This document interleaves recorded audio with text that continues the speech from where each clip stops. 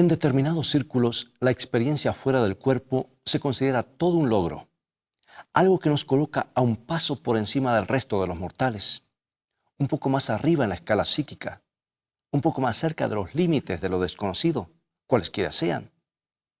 Pero la experiencia fuera del cuerpo, con todo su exotismo y emoción, ¿es algo que debamos desear? ¿O es algo que deberíamos rechazar para siempre? Toma tu Biblia, mantente en sintonía y estudiaremos este tema desde la perspectiva bíblica.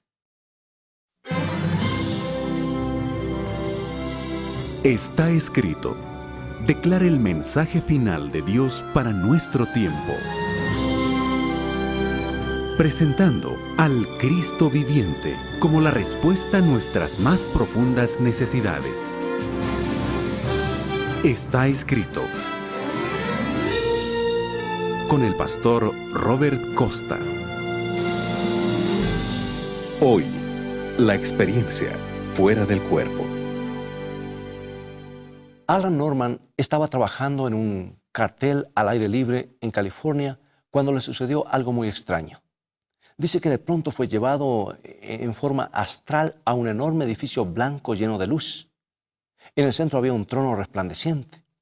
Una voz resonó desde el trono y le preguntó: ¿estarías de acuerdo en ser el Salvador del mundo? Y Norman aceptó de buena gana. Y lo siguiente que recuerda es estar nuevamente en su cuerpo trabajando en el cartel.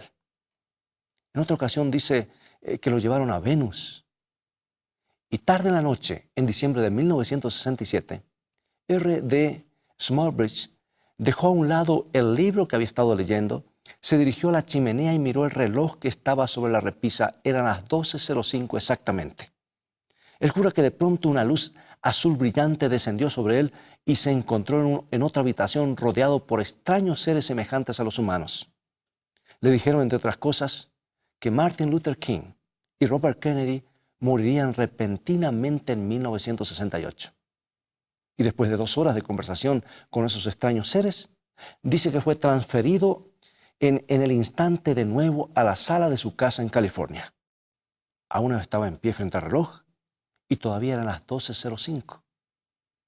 Absurdo, dirás. Sí, pero constantemente estamos escuchando testimonios como estos. Y suelen contarlo con un dejo de orgullo. Esos informes son comunes entre los contactados por los ovnis que creen que han sido llevados a otros planetas. Pero John Keel, el investigador que escribe sobre estas experiencias, no está muy convencido de que sean beneficiosas. Cree que las mentes de esas personas están siendo manipuladas. Él dice: alguien o algo tiene el poder de poseer por completo y de controlar a la mente humana. Y los resultados de esta manipulación, nos dice, no son positivos. A veces las personas no pueden soportar la experiencia, se tornan inestables, algunos se quiebran bajo la presión, se vuelven irracionales, abandonan sus trabajos, las relaciones familiares se desintegran. O sea que es evidente que la proyección astral no es algo para desear. Deberíamos estar contentos por estar dentro de nuestros cuerpos y mantenernos en una sola pieza. ¿Qué opinas? Como sabes, ninguna parte del organismo funciona por sí misma. Hacemos cosas maravillosas con nuestras manos y nuestros brazos, pero la mente es quien las dirige. Quítalas de tu cuerpo, quítalas de tu mente, quítalas de tu vida y no podrás hacer nada. Simplemente morirán. Con tu boca comes, hablas, pero quita la boca de tu cuerpo y no podrás comer. Son tus cuerdas vocales las que cantan, pero quítalas de tu cuerpo y se terminarán las canciones. La verdad es que no hay ni una sola parte del cuerpo, ni siquiera la mente, ni siquiera el alma, que puedan continuar viviendo aparte del resto. Según las Escrituras, el alma es la persona entera, es el ser viviente, es la persona en sí. Y la Biblia dice que el alma que pecare morirá. En otras palabras, cuando expiramos, el alma muere, porque es el conjunto del soplo de vida más el cuerpo que fue creado por Dios.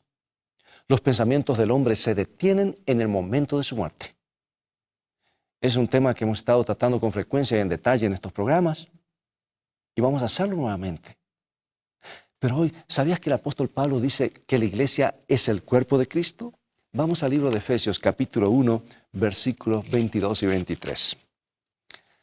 Y sometió todas las cosas bajo sus pies y lo dio a Cristo por cabeza sobre todas las cosas a la iglesia, la cual es su cuerpo. La iglesia, la cual es su cuerpo. Y Pablo también dice en 1 Corintios 12, 27, dice, vosotros pues sois el cuerpo de Cristo y miembros cada uno en particular.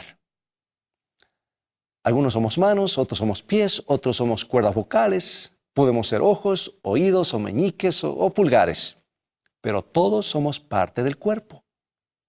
Esa es la relación que el Señor Jesús quiere tener con nosotros.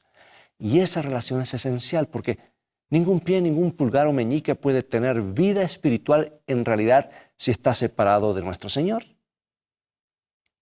Él es la fuente de nuestra vida. Evidentemente no basta con tener una relación muy personal y privada con nuestro Señor. Es evidente también que no se espera que seamos ermitaños espirituales o aislados o separados del compañerismo con los demás creyentes. Evidentemente no basta con ser un discípulo de Cristo en secreto, creyendo en Él pero sin reconocerlo públicamente. Se nos dice que su cuerpo es la iglesia. ¿Y qué quiere decir? ¿Quiere decir que si estamos separados de la iglesia, estamos separados de nuestro Señor? ¿Quiere decir que nuestra relación con Cristo nunca será como podría ser, como debería ser, si estamos separados de la iglesia? ¿Será que quiere decir que si somos mano o brazo o meñique, no podemos mantener nuestra vida espiritual por mucho tiempo y que finalmente moriremos si estamos separados de la iglesia? ¿Sabes? Yo no puedo llegar a una conclusión diferente. Así debe ser. Tú puedes pensar, bueno, entonces a fin de cuentas ser miembro de una iglesia es asunto muy importante. Y tienes razón. Esto no quiere decir que sentarse en el banco de la iglesia una vez por semana te convierta en cristiano, no. De la misma manera que caminar hasta el garage no te convertiría en automóvil. Millones de personas están en la iglesia físicamente, pero no son parte de ella. Están fuera. No tienen una conexión real con el cuerpo de Cristo. No han experimentado el surgimiento de la nueva vida que se obtiene al conocerlo. La gente va a la iglesia por muchas razones diferentes. Algunos, pues, porque es un hábito, porque es lo que hay que hacer. Otros porque sus amigos lo hacen. Y otros más porque les gusta la música o porque van a la iglesia a dormir. Tal vez estoy exagerando, tal vez no.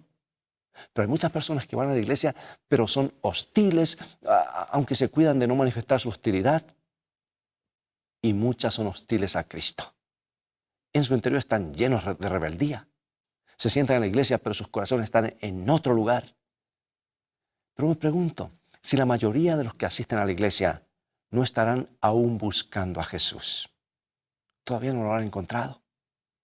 Es posible que ni siquiera sepan qué es lo que están buscando, que es a Él que lo están buscando y no otra cosa.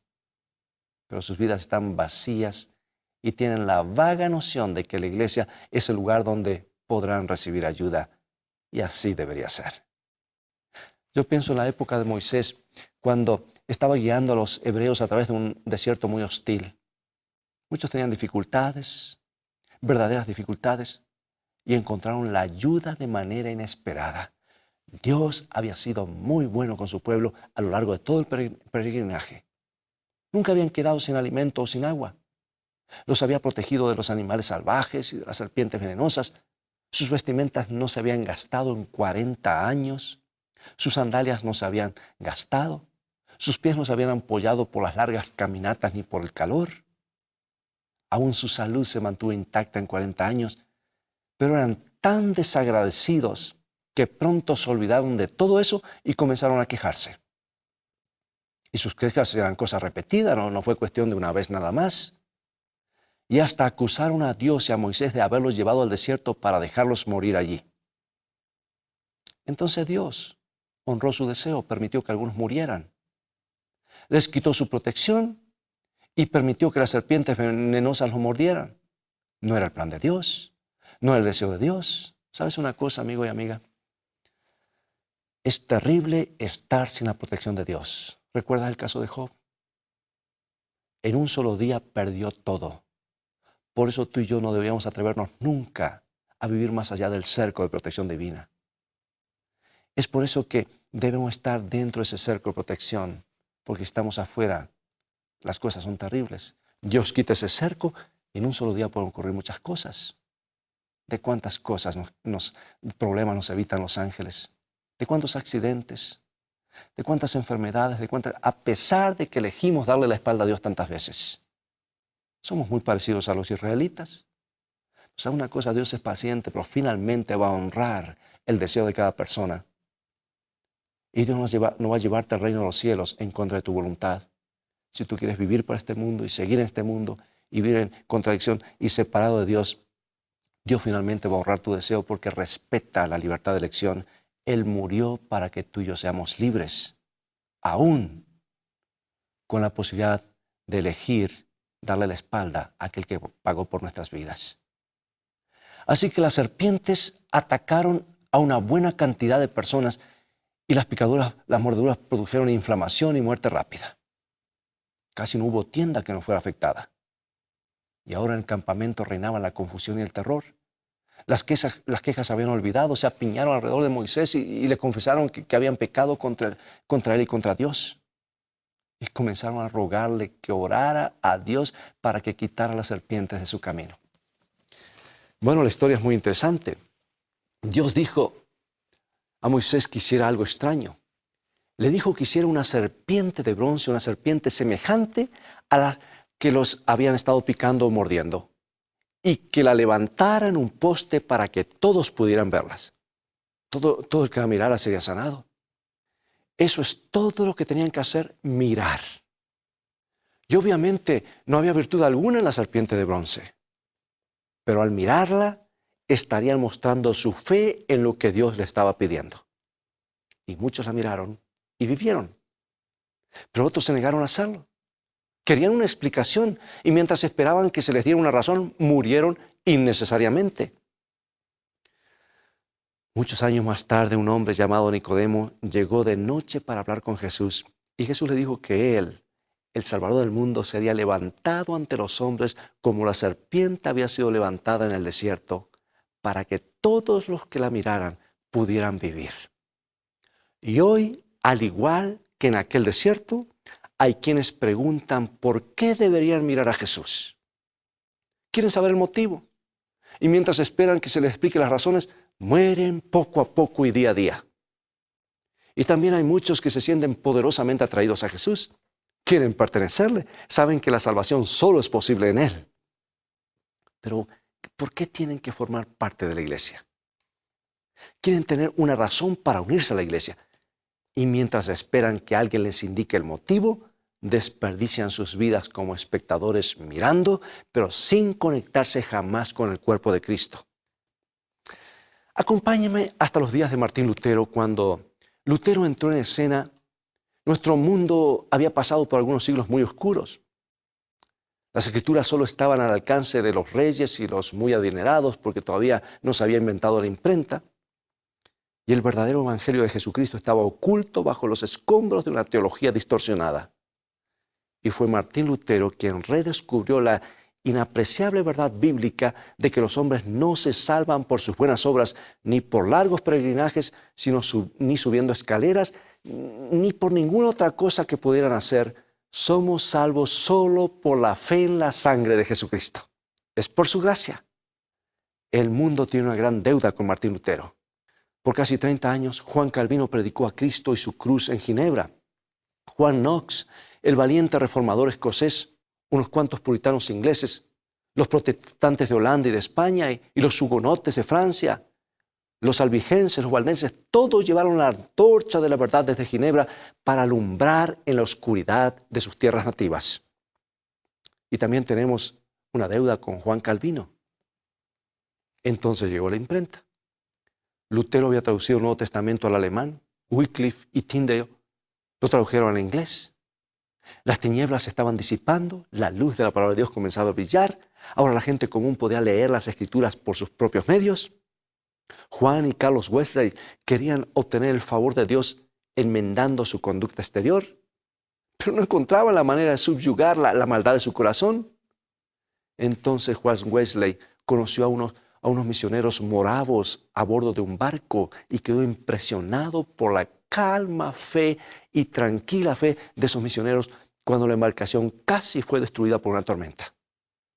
Y de los moravos aprendió que para obtener la salvación debería renunciar a toda dependencia de sus buenas obras. Solo debía confiar en Cristo. Continuó predicando de la importancia de la obediencia, pero ya no como medio de salvación, sino como el resultado natural de la fe en Cristo. Y los estudiantes universitarios, al observar las vidas abnegadas y rigurosas de Wesley y de Whitefield y de sus amigos, los llamaron despectivamente metodistas. Y en la actualidad, ese es un nombre respetado y honrado por una de nuestras grandes denominaciones.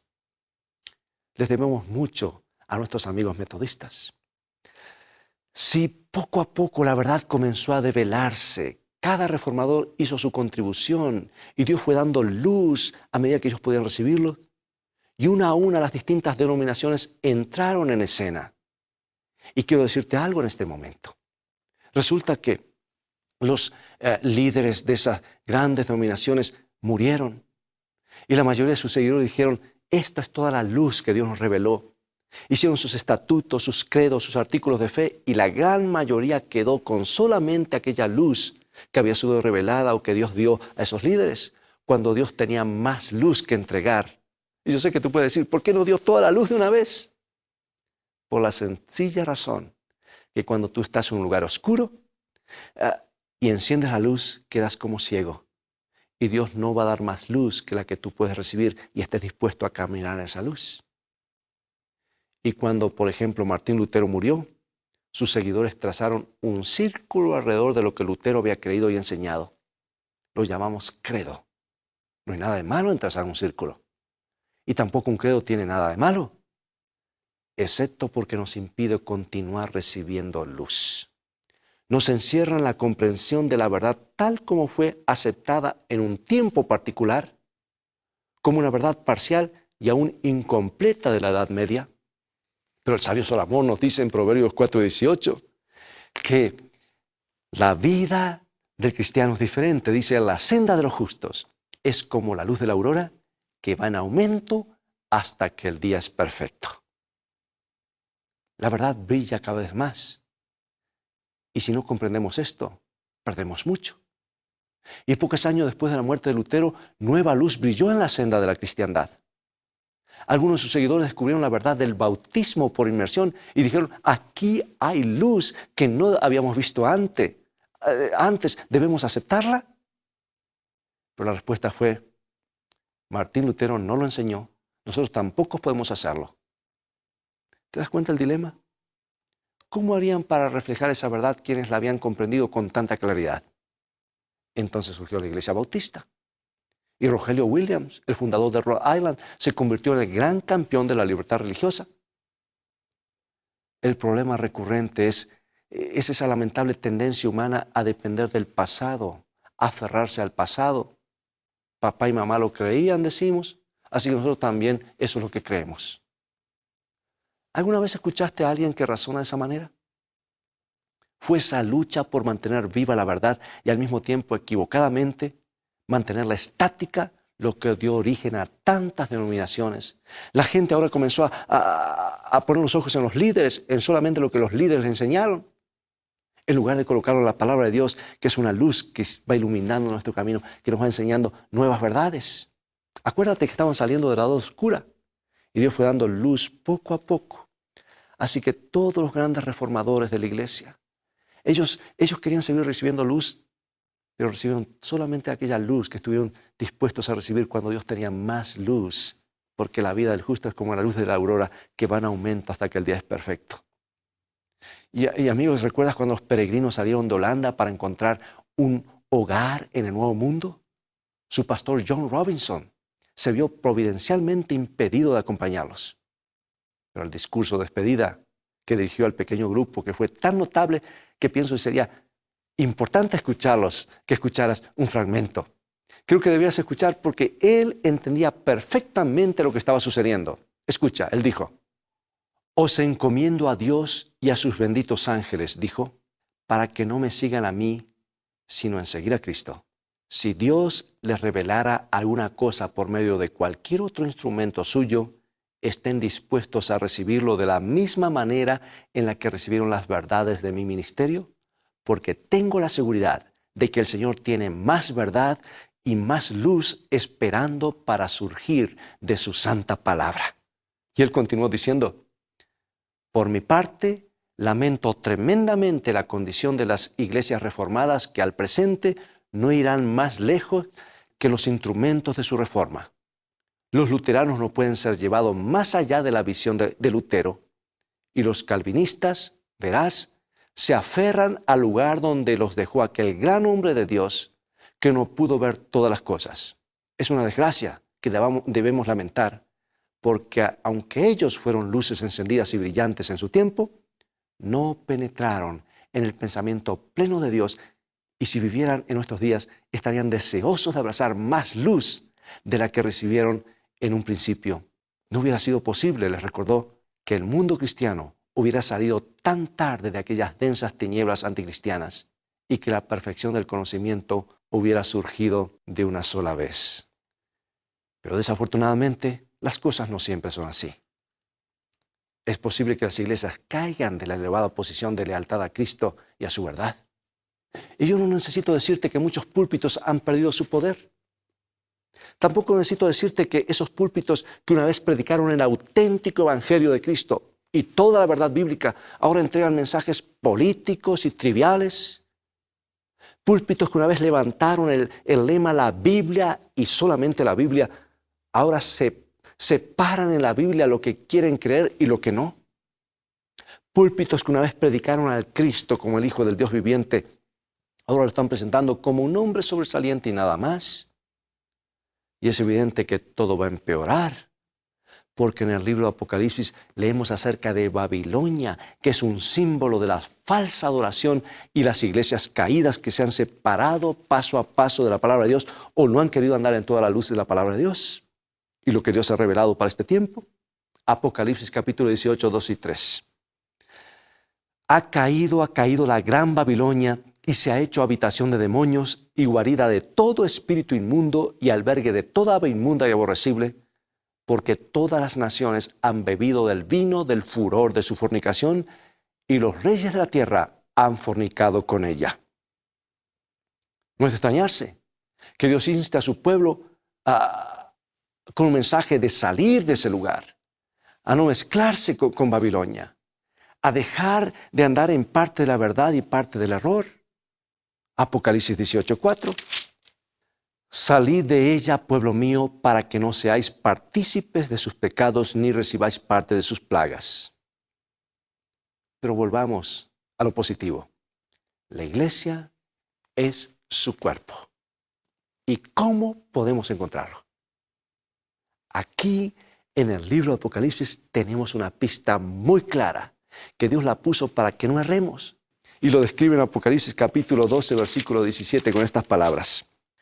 Entonces el dragón se llenó de ira contra la mujer y se fue a hacer guerra contra el resto de la descendencia de ella, los que guardan los mandamientos de Dios y tienen el testimonio de Jesucristo.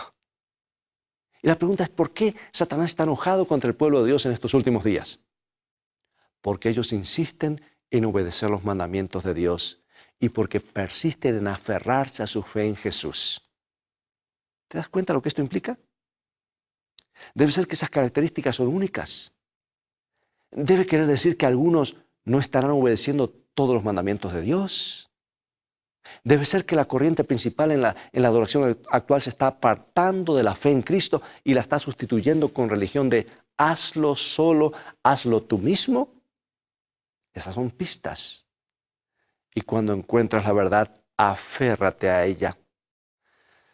Puede ser que no coincida no sea muy conveniente, puede ser que no coincida con todos tus planes, puede ser que interfiera tal vez con tu carrera o con tus metas financieras, pero las Escrituras nos dicen que al que rechaza la verdad se le dejará creer una mentira. El que rechaza a Jesús puede que se incline ante un Cristo falso y que descubra su error cuando sea demasiado tarde. Ese es el peligro, amigos. Cuando encuentres a Jesús, cuando encuentres su cuerpo, cuando encuentres su iglesia, cuando encuentres su verdad, no dejes que el día se te escurra entre las manos. No pierdas más tiempo fuera de su cuerpo, que es la iglesia, separado de su vida. Mira a Jesús, tómate de su mano antes que se termine el día. Puede ser la única vez que se cruce en tu camino. No es tiempo de dilaciones, ni de continuar fuera de la protección que Jesús ofrece a su cuerpo. Fuera de la comunión con los que han elegido a Él, lo han elegido a Él por encima de todo, o de continuar separados del elemento vital que lo une con su pueblo. Se está preparando una tormenta como no se ha visto jamás. Y la pregunta que desangra al corazón del Salvador más que nunca es: ¿están dentro todos mis hijos? ¿No debería ser también tu pregunta? ¿Eres uno de sus hijos? ¿Estás dentro del círculo salvador de su amor? ¿Es tu relación con Jesús como debería ser, tan profunda en tu corazón como querrías? ¿Tan profunda como puede ser ahora mismo? Te invito a que, si deseas entregarte a Jesús, allá donde estás, inclina tu rostro para que oremos juntos. Maravilloso Señor, gracias por cuidar de nosotros y advertirnos del peligro de estar fuera del cuerpo de Cristo, fuera de la relación con la iglesia. Hemos aprendido mucho hoy. Ayúdanos a caminar en la luz, a crecer en verdad y en responsabilidad. Y en esta época de religiosidad superficial, pon nuestros pies sobre el terreno sólido y danos el honor de ser parte de tu cuerpo. Te lo pido en el nombre de nuestro Salvador Jesús. Amén.